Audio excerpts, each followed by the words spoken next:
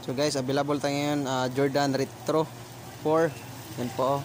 Ulitin natin na Nike Air Jordan 4 Retro. Yan po, flight po. Yan po. So tingnan natin yung condition sa sapatos.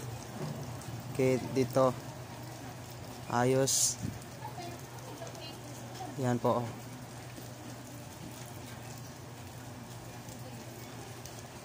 Sa likod, ayos din. So very good condition po siya. Tingnan natin yung size. Anong size niya? Size 10. So size 10 po siya. Okay source po tayo ha. Okay source po. Yan. So PM lang po. PM lang. So ngayon ay Air Force muna tayo. Air Force triple white. Yan po. Yung size na sapatos na ito is 8.5. Yan. So very good condition po siya, and then paki-PM lang po. So tingnan natin yung status ng sapatos dito po yung banda. Yan, tingnan natin. Walang flash. Tingnan natin yung flash. Yan po. Ayos naman. Ayos, and then okay shows po tayo ha. Yan po.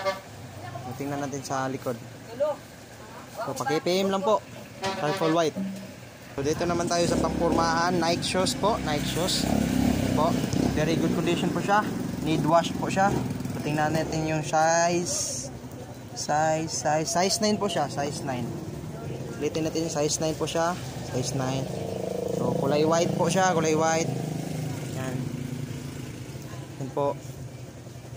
Paki-PM lang po, paki-PM. Yan. Tingnan natin sa likod. Dito at sa loob.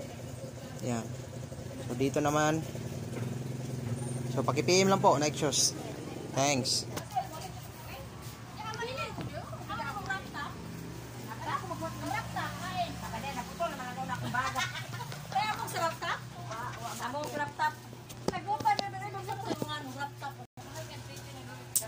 Ulitin ko sa mga mahilig na Anta shoes dyan. So available tayo ngayon.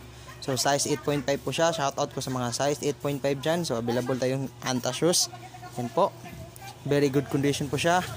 Hashtag okay shoes. Yan. Tingnan natin sa likod. Goods. Dito naman. Goods. So paki-PM lang po and paki-screenshot lang din sa gusto nyong sapatos. Yan po.